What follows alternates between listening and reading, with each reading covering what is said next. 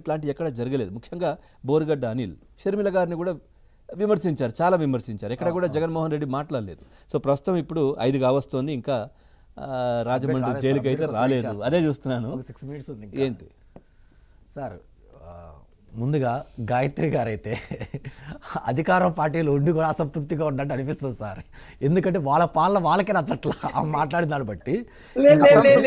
Nagarjuna sir అసంతృప్తి కాదు, అసక్తత. ఎందుకంటే ఏం చేయలేని నిస్సహాయ స్థితి. అదే వాళ్ళ ప్రభుత్వ పాలన వాళ్ళకే నచ్చట్లేదు సార్. నచ్చకపోవడం కాదు అక్కడ, మీరు వినట్లేదు. సార్ ఇంక పోదాం సార్, మ్యాటర్లోకి వెళ్దాం మనం. ఇతన్ని కొన్ని రోజులుగా జైల్లో పెట్టారు సార్. 5 నెలలుగా బెయిల్ మీద బయటకు వచ్చారు.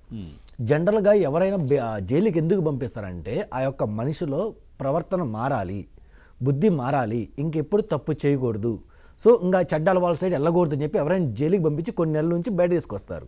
కానీ బోరగడ్డ అనిల్ అనే వ్యక్తిని అన్ని నెలలు జైల్లో ఉంచినా కానీ ఆయన బుద్ధి అనేది మారలేదు సార్. ఎందుకు చెప్తున్నాం అంటే సార్, నిన్న కాక మొన్న నందిగం సురేష్ గారు జైల్లో నుంచి బయటకు వచ్చినప్పుడు ఆయన ప్రెస్ మీట్ పెట్టి పోలీసులు మిమ్మల్ని ఎవరైనా కొట్టారన్నప్పుడు ఆయన ఏం చెప్పారంటే, లేదు నన్ను వ్యవస్థలు బాగానే చూసుకున్నారు, పోలీసులు బాగా చూసుకుని నన్ను ఎప్పుడు ఇబ్బంది పెట్టలేదు, చట్టపరంగా నాకు ఏదైతే ఉందో అది నాకు ఇచ్చారు, ఇబ్బంది ఏం లేదు అన్నారు సార్. కాకపోతే 4 రోజులు 2 నెలలు అయిన తర్వాత మళ్ళీ సాక్షి మీడియాలో వాళ్ళు వేరేలా చెప్పమన్నారు, నన్ను కొట్టారని చెప్పి ఆయన చెప్పుకొని చూపించుకున్నారు సార్. అయిపోయింది. నిన్న పోసాని కృష్ణమూర్తి గారు కూడా సార్ ఆయన కూడా మాట్లాడతా, లేదు పోలీసులు నన్ను ఏం ఇబ్బంది పెట్టలేదు, బాగానే తీసుకెళ్లారు, బాగానే చూస్తున్నారు, నాకు ఎటువంటి 3rd డిగ్రీ అలాంటి కోటింగ్ ఎక్కడ ఇవ్వలేదని చెప్పి ఆయన చెప్పడం జరిగింది సార్. ఇకపోతే ఈ యొక్క బోరుగడ్డ అనిల్ అనే వ్యక్తి ఇందాక అంకమరా గారు చాలా స్పష్టంగా చెప్పారు. ఏమని చెప్పారు? నీ మీద 3rd డిగ్రీ కనుక ప్రయోగిస్తే నువ్వు ఒక లా స్టూడెంట్వి కదా, లా మీద నీకు అవగాహన ఉంది కదా, సెంట్రల్ మినిస్టర్ కూడా నీ బంధువులని అప్పట్లో చెప్పుకొని తిరిగావు కదా, నువ్వు మరి జడ్జి గారికి నువ్వు ఎందుకు చెప్పలేదు, నువ్వు ఎందుకు లెటర్ పెట్టలేదు, నువ్వు బెయిల్ కావాలని చెప్పి 2-3 సార్లు పెట్టావు, కానీ లేదు నన్ను పోలీసులు కొట్టారు, అతను చెప్పడం కూడా నా ఎన్నుముక ఏదో ఇరిగింది సంథింగ్ అని చెప్తున్నాడు. మరి ఇరిగినప్పుడు నాకు ఇలా ఎన్నుముక ఇరిగింది, నేను హాస్పిటల్కి వెళ్ళాలి, నాకు ఈ ఫెసిలిటీ ప్రొవైడ్ చేయని చెప్పి ఏ రోజన్నా ఇతను జడ్జి గారిని అడిగారండి? ఏ రోజన్నా లెటర్ పెట్టారా? కొడితే 3rd డిగ్రీ చేశారని చెప్పి ప్రూవ్ చేసుకున్నారా? ఎందుకంటే ఇంతకుముందు వైసీపీ గవర్నమెంట్ ఉన్నప్పుడు వాళ్ళ సొంత ఎంపీని కొట్టినప్పుడు ఆయన జైల్లో చెప్పాడు, ఏమని చెప్పి జడ్జి గారికి చెప్పాడు, ఏమని చెప్పాడు? సార్ నన్ను కొట్టారు సార్ సంథింగ్ అన్నప్పుడు హాస్పిటల్కి పంపించి ఇది చేయమని చెప్పారు. అలాగే టీడీపీ కార్యకర్తలను చాలామంది అరెస్ట్ చేసి అప్పుడు గవర్నమెంట్ కొట్టినప్పుడు వాళ్ళు జడ్జి గారి ముందు చెప్పారు, మమ్మల్ని అరెస్ట్ చేసి కొడుతున్నారు సార్ అని చెప్పినప్పుడు జడ్జి గారు దాని మీద సీరియస్ కూడా అయ్యారు.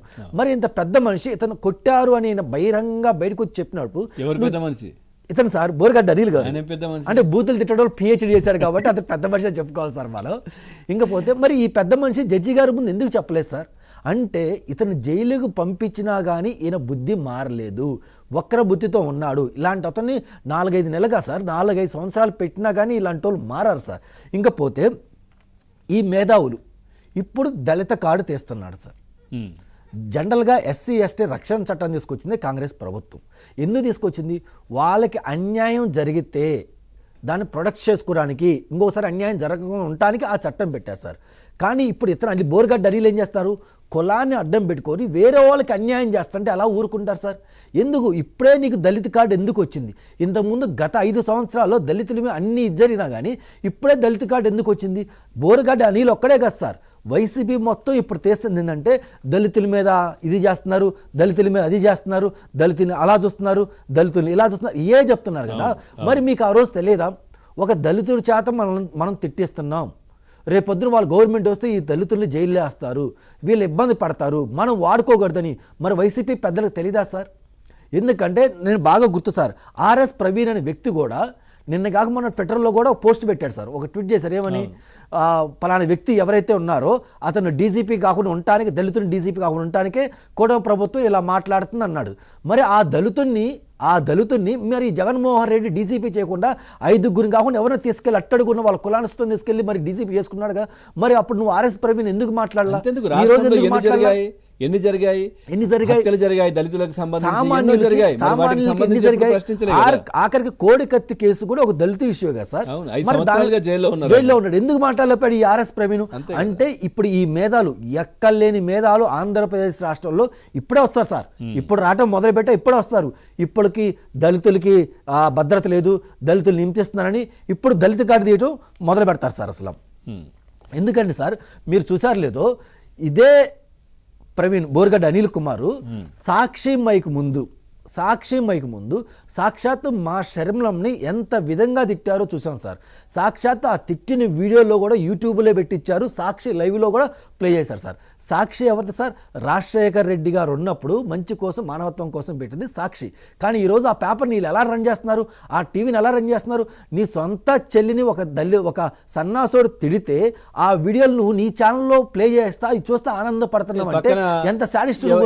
ఎవరినైతే తిడుతున్నారో వాళ్ళ నాన్నగారి ఫోటోనే పైన ఉంటుంది, వాళ్ళ నాన్నగారు ఫోటోనే పైన ఫోటోనే పెట్టుకొని వాళ్ళ కూతురునే తిడతా ఉన్నాడు బోరుగడ్డ అనిల్ అక్కడే కూర్చో. అసలు ఎలా తిడుతుందంటే నువ్వు రెడ్డివే కాదు అంటున్నాను, నువ్వు అసలు రెడ్డివే కాదు, నిన్ను టమాటాలతో కొట్టాలి, నిన్ను రాళ్ళతో కొట్టాలి, అసలు నువ్వు మా రాష్ట్రం నుంచి పో, నువ్వు అసలు చంద్రబాబు పంపిస్తే వచ్చి నువ్వు చంద్రబాబు బానేసు అని చెప్పి ఎన్ని నానా రకాలు మాట్లాడితే సార్ ఆ వీడియోలు కూడా వీళ్ళు పోస్ట్ చేశారు సార్.